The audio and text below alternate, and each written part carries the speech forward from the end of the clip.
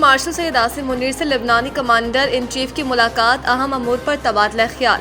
پاک فوج کے شعبہ تعلقات عامہ ISPR کے مطابق GHQ آمد پر لبنانی کمانڈر ان چیف کو پاک فوج کے چاق و چوبند دستے نے گارڈ آف آنر پیش کیا، جس کے بعد جنرل روڈولف ہائیکل نے فیلڈ مارشل سید عاصم منیر سے ملاقات کی، جس میں باہمی دلچسپی کے امور، علاقائی سیکیورٹی صورتحال اور دفاعی تعاون پر تبادلہ خیال بھی کیا گیا۔ ISPR کے مطابق دونوں شخصیات کی ملاقات میں پاکستان اور لبنان کی مسلح افواج کے درمیان پیشہ ورانہ روابط اور تربیتی تعاون بڑھانے پر اتفاق کیا گیا۔ فیلڈ مارشل سید عاصم منیر نے لبنان کے ساتھ دیرینہ اور خوشگوار تعلقات کی اہمیت پر زور دیا۔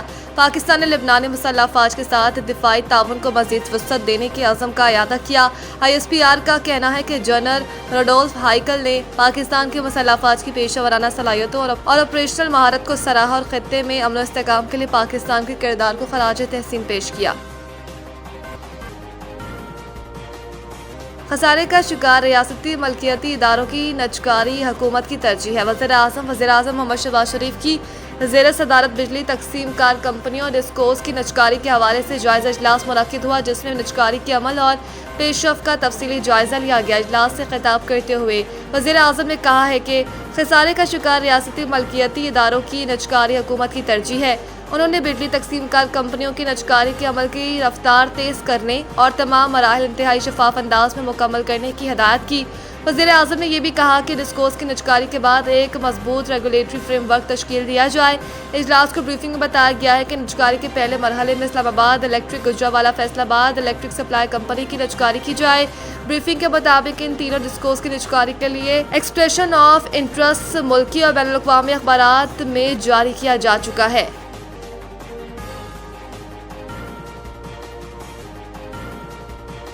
افغان طالبان TTP اور BLA کے خلاف ٹھوس اقدامات اٹھائیں۔ پاکستان اقوام متحدہ میں پاکستان کے مستقل مندوب عاصم افتخار نے سلامتی کونسل میں افغانستان کی صورتحال پر اجلاس سے خطاب کرتے ہوئے کہا کہ پاکستان نے انسانی ہمدردی، سیاسی روابط اور تجارت کے لیے متعدد اقدامات کیے۔ طالبان حکومت سے خون ریزی ختم ہونے اور امن کی امید تھی۔ عاصم افتخار نے کہا ہے کہ امید تھی طالبان وعدوں کی پاسداری کرتے ہوئے ذمہ دار انتظامیہ بنیں گے اور کالعدم TTP BLA داعش کے خلاف کارروائی کریں گے۔ بدقسمتی سے طالبان ناکام رہے اور پاکستان کے سیکیورٹی خدشات نظر انداز کیے۔ مستقل مندوب نے کہا ہے کہ افغانستان میں دہشت گردوں کو حاصل آزادی کے باعث پاکستان سب سے زیادہ نشانہ بنا۔ پاکستان میں دہشت گردی میں افغان شہری کے ملوث ہونے کے شواہد ہیں۔ دہشت گرد غیر ملکی افواج کا چھوڑا ہوا اربوں ڈالر کا عسکری ساز و سامان استعمال کر رہی ہیں۔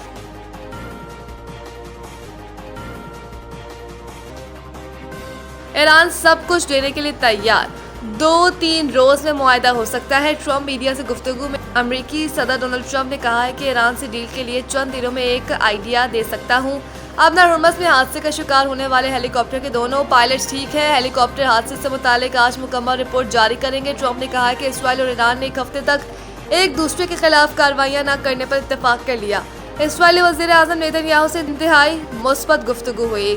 اسرائیل پر حملہ ہوا، اسے جواب دیا اور اب معاملہ ختم ہو گیا۔ ڈونلڈ ٹرمپ نے کہا کہ معاہدہ آئندہ 2 سے 3 روز میں طے ہو سکتا ہے۔ امریکہ ایران کے ساتھ ایک معاہدے کے آخری مرحلے میں داخل ہو چکا ہے۔ معاہدے کے تحت ایران کو کسی بھی صورت جوہری ہتھیار حاصل کرنے کی اجازت نہیں ہوگی۔ معاہدے پر دستخط ہوتے ہی ابنا ہرمز فوری طور پر کھول دی جائے گی۔ انہوں نے کہا کہ سفارتی معاہدہ زیادہ مؤثر ثابت ہو سکتا ہے۔ ایران کی بندرگاہوں کے خلاف امریکی ناکہ بندی نے تہران پر شدید دباؤ ڈالا۔